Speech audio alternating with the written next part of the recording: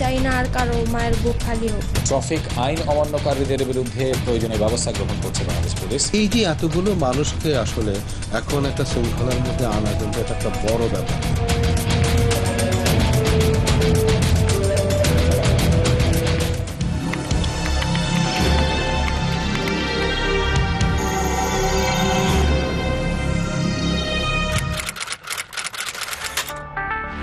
গণমাধ্যমে সড়ক দুর্ঘটনার খবর হরহামেশাই লক্ষ্য করা যায়।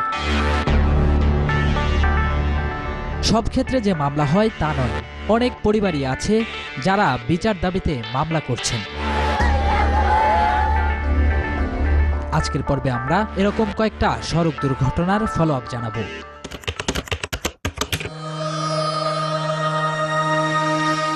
29 জুলাই 2018 রাজধানীর বিমানবন্দর সড়কে অপেক্ষারত শহীদ রমিজউদ্দিন ক্যান্টনমেন্ট কলেজের একদল শিক্ষার্থীর উপর যাত্রীবাহী বাস উঠিয়ে দেওয়ার ঘটনা ঘটে।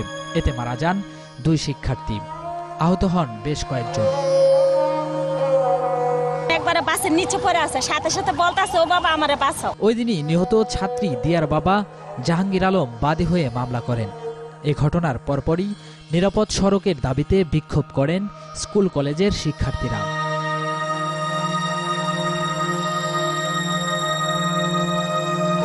এরপর 6 মাসের বেশি সময় পেরিয়ে গেছে।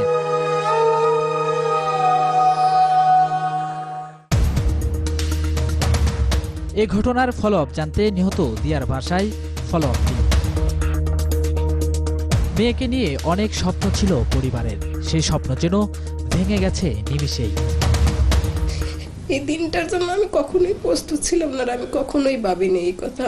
এখন ওখানে গেলে ওদেরকে নিয়ে সবাই মানে আশ্বাস দিত যে ওরা বড় হলে ভালো একটা কিছু হইব। এই সংসারে এই জগৎদানে আমার কাছে কিছুই না, কিছুই আমার কাছে ভালো লাগে না এগুলো। মেয়েকে ফিরে না পেলেও এখন একটাই দাবি, সুষ্ঠু বিচার। আজকে কষ্ট করে এত সুন্দরভাবে তাকে পৌঁছাইছি, আজকে নিয়ে গেছে আল্লাহ, মেয়েরা নিল। আব্দুল করিম রাজীব সেও চলে গেল, তারও খুব আশা ছিল ওখানে সেনাবাহিনীতে চাকরি করব।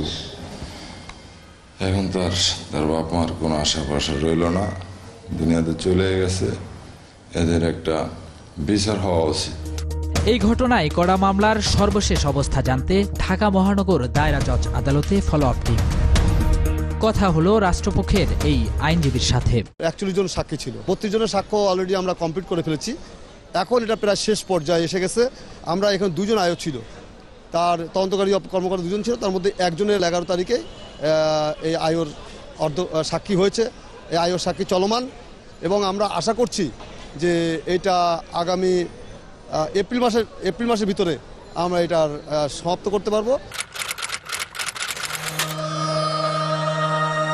কেরানীগঞ্জে ঢাকা মাওয়া মহাসড়কে চলতি বছরের 28 জানুয়ারি ট্রাকের চাপায় পিষ্ট হয়ে প্রাণ হারায় কসমোপলিটান স্কুলের শিক্ষার্থী 2 ভাই বোন আফসার ও আফিফা।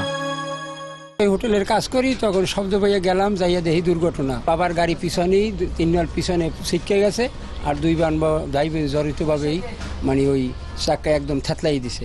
ঢাকা মাওয়া মহাসড়কে উন্নয়নের কাজ চলায় এক রাস্তা দিয়েই কিন্তু সবগুলো যানবাহন চলাচল করছে। তো গত 28 ফেব্রুয়ারি কসমোপলিটান স্কুল অ্যান্ড কলেজের 2 শিক্ষার্থী ট্রাকের চাপায় পিষ্ট হয়ে মারা যায়। স্থানীয়রা বলছেন যদি ওই সময় ট্রাকটি থামিয়ে দিত তাহলে হয়তোবা 2টা প্রাণ বেঁচে যেত। ওই দিন বাবার মোটরসাইকেলে ফেরার পথে এ দুর্ঘটনা ঘটে। অল্পের জন্য প্রাণে বাঁচেন বাবা। এ ঘটনার সর্বশেষ অবস্থা জানতে নিহত আফসার ও আফিফার বাড়িতে ফলো আপ টিম। যখন নাকি আমার ট্রাকটা ধাক্কা দেয়, হুন্ডা সহকারে পড়ে যাওয়ার পরে আমাকে নিয়ে বাচ্চাকে নিয়ে হেসরায় অনেক দূরে নিয়ে যায়। আদরের 2 সন্তান নেই, তাই তাদের বই পুস্তকও থরে থরে সাজিয়ে রেখেছেন মা। যাওয়ার পর অনেক লোকজন ভিড় হয়ে রয়েছে, আমার আর ওইখানে যাইতে দেয় নাই। আর আমি বুঝতে পারি নাই যে এত বড় দুর্ঘটনা ঘটে গেছে। আমার 2টা বাচ্চা নিহত হয়েছে, আরও তো স্কুল কলেজে আরও তো কত ছাত্রছাত্রী লেখাপড়া করতেছে। আমি চাই না আর কারো মায়ের বুক খালি হোক। এখনও অভিযুক্ত চালক গ্রেপ্তার না হওয়ায় ক্ষোভ প্রকাশ করেন বাবা শামসুল। এখন তো ড্রাইভার হেল্পার মালিক কাউকে ধরা হয় নাই, শুধু আশ্বাসে দিতেছে যে ধরছি ধরছি ধরছি। কবে যে তারা ধরবে এটা আমার খুব জানা নাই। খুব দ্রুত তাদেরকে ধরে আইনের সাবদ্ধ করে আইনানুগভাবে তাদের ফাঁসি দেওয়া হোক।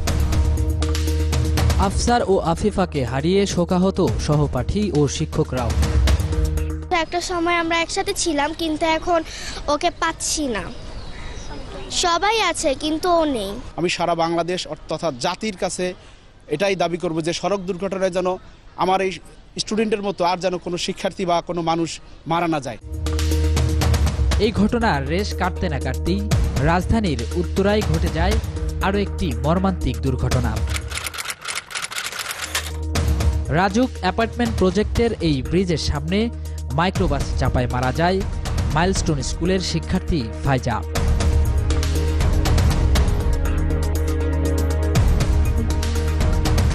ফাইজাকে হারিয়ে তার এই স্মৃতিগুলো নিয়েই বেঁচে আছেন পরিবারের সদস্যরা। আর কোনো মা যেন এরকম মায়ের জন্য মর্মান্তিক দৃশ্য না দেখতে হয়। স্টুডেন্ট দেখেও সেই স্পিড কমায় নাই আমার মেয়েকে। মামলা এখনো কোনো ফলদায় দেখতেছি না। এখনো ড্রাইভার পলাতক আছেন এবং ড্রাইভারের পাশে যিনি বসাচ্ছিলেন একজন ছোটখাটো অভিনেতা, আমি তাকেও এখনো কোনো গ্রেপ্তারে কোনো দেখি না। আইনের বিচারে তার যাই হোক, যে কিন্তু এই পেশায় না থাকে, যাতে তার ড্রাইভিং লাইসেন্স বাতিল করা হয়। যাতে ঘটনাস্থলে গিয়ে দেখা যায় সেই ব্রিজের নামকরণ করা হয়েছে ফাইজার নামে।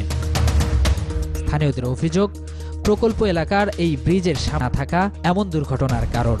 যদি এখানে একটা স্পিড ব্রেকার থাকতো বা এই যে মেন রোডের গাড়িগুলো সব এখান দিয়ে যাচ্ছে, যাওয়ার ব্যবস্থাটা না থাকতো, তাহলে কিন্তু হয়তো বা অ্যাক্সিডেন্টটা হইতো না।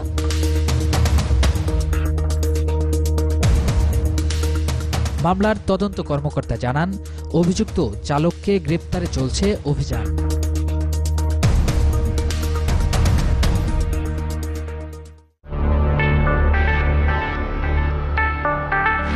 শুধু রাজধানী নয়, সারা দেশে প্রতিনিয়ত ঘটছে সড়ক দুর্ঘটনা। আরও দুটি মামলার ফলো আপ জানাবো, তবে ছোট্ট একটা বিরতির পর।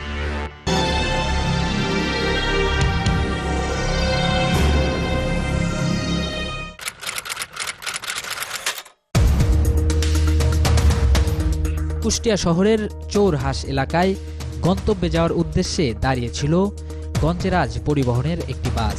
এমন সময় ওই বাসের সামনে দিয়েই সন্তানকে কোলে নিয়ে রাস্তা পার হচ্ছিলেন মা রিনা বেগম।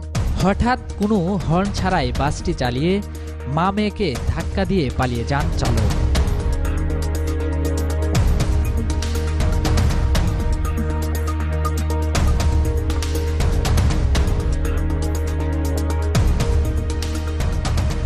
আগস্ট চিকিৎসাধীন অবস্থায় মারা যায় শিশু আকিফা।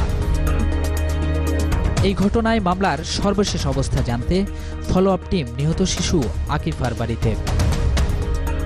এই পর্যন্ত এখন ধরেই নাই, তো ধরার তো কোনো স্কোপও আর দেখছি না। আমার আয়ু যে দারোগা, তার কাছেও শুনছি আমি, সে একই কথা বারবার বলে যে সমস্যা নেই, কেস যখন ধরা অবশ্যই পড়বে।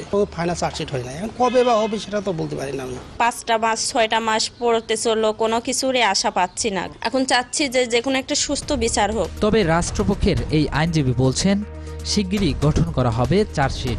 ঘাতক বাসের যে ড্রাইভার, সে এবং হেল্পার দুজনকে কোর্ট জামিন দিয়েছিলেন, কিন্তু পরবর্তীতে 302 আসার পরে ওই জামিনটা আবার বাতিল হয়।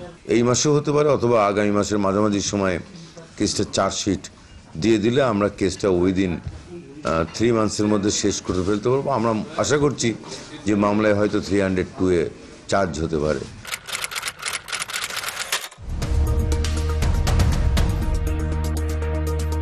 চলতি বছরের 25 জানুয়ারি কুমিল্লার 14 গ্রামে ইমরান ব্রিকফিল্ডে লেবার শেডে টিনের ছাউনিতে ঘুমিয়েছিলেন 18 শ্রমিক। কয়লাবাহী ট্রাক উল্টে মারা যান ওই ইটভাটার 13 শ্রমিক।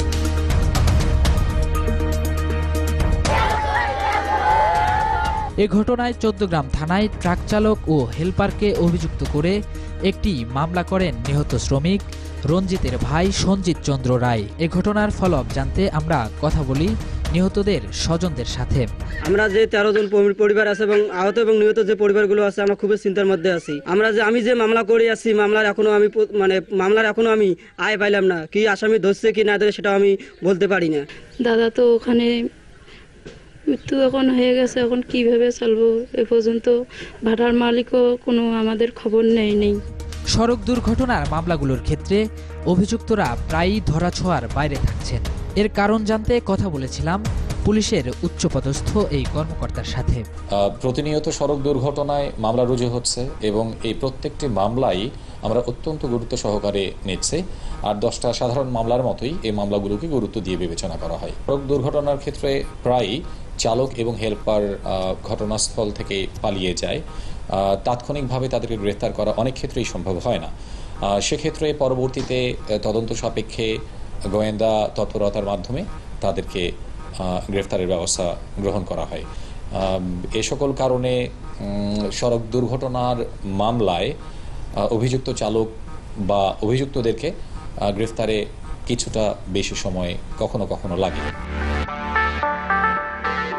সড়ক, যানবাহন এবং দক্ষ চালক পরিবহন খাতে শৃঙ্খলার 3 মূল নিয়ামক, কিন্তু এর কোনোটি কি ত্রুটিমুক্ত? বিস্তারিত জানবো একটা বিরতির পর।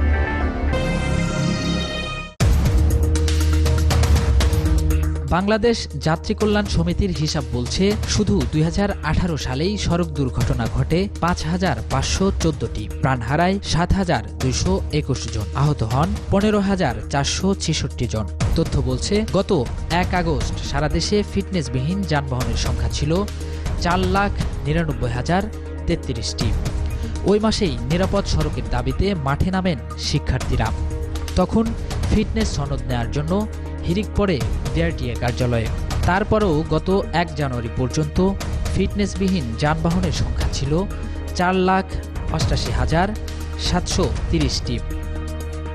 বিভিন্ন শ্রেণীর যানবাহনের জন্য চালক লাইসেন্স আছে প্রায় 28 লাখ। এর মধ্যে একই লাইসেন্সে একজন ব্যক্তি মোটরসাইকেল ও অন্য যানবাহন চালান। এদের বাদ দিলে চালকের সংখ্যা দাঁড়ায় প্রায় 20 লাখ। গত ডিসেম্বর পর্যন্ত সারা দেশে নিবন্ধিত যানবাহনের সংখ্যা ছিল প্রায় 38 লাখ। তাহলে বাকি 18 লাখ যানবাহন চলছে কিভাবে? সংশ্লিষ্টরা বলছেন, পরিবহন খাতে জবাবদিহি নিশ্চিত না হওয়ায় সড়কে থামছে না মৃত্যুর মিছিল। এজন্য প্রধানমন্ত্রীর 5 পরিকল্পনা বাস্তবায়নের কথা বলছেন নিরাপদ সড়ক চাই আন্দোলনের চেয়ারম্যান। আইনটা হয়েছে, কিন্তু আইনের যে বিধিমালাগুলো সেইগুলো কিন্তু তৈরি করা হয়নি।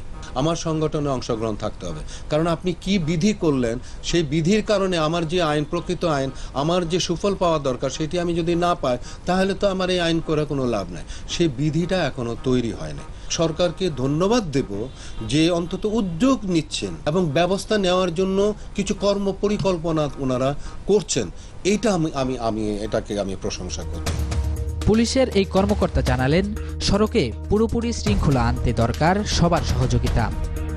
এজন্য পুলিশের পক্ষ থেকেও নেওয়া হয়েছে নানা পরিকল্পনা। ট্রাফিক আইন অমান্যকারীদের বিরুদ্ধে প্রয়োজনীয় ব্যবস্থা গ্রহণ করছে বাংলাদেশ পুলিশ। পাশাপাশি তাদের মধ্যে সচেতনতা সৃষ্টির জন্য আমরা নানা রকম উদ্যোগ গ্রহণ করছি। যারা দ্রুত গতিতে গাড়ি চালাচ্ছেন বা র্যাশ ড্রাইভ করছেন, তাদের গতিকে পর্যবেক্ষণ করার জন্য ইতিমধ্যেই শহর জুড়ে স্পিড গান বসানোর প্রক্রিয়া বা পদক্ষেপ নেওয়া হয়েছে। পাশাপাশি ঢাকা শহরের সড়ক পথ সহ মহাসড়কগুলোকে সিসিটিভি ক্যামেরার নজরদারিতে নিয়ে আসা হচ্ছে। এর ফলে ফুটেজ দেখে আমরা অপরাধীকে শনাক্ত করে তার বিরুদ্ধে ব্যবস্থা নিতে পারব। সড়ক দুর্ঘটনা রোধে সাধারণ মানুষকে যেমন সচেতন হতে হবে, তেমনি দায়িত্ব নিতে হবে সরকারকেও। এ ধরনের মামলার ক্ষেত্রে যেন ন্যায় বিচার নিশ্চিত হয়, নজর দিতে হবে সেদিকেও।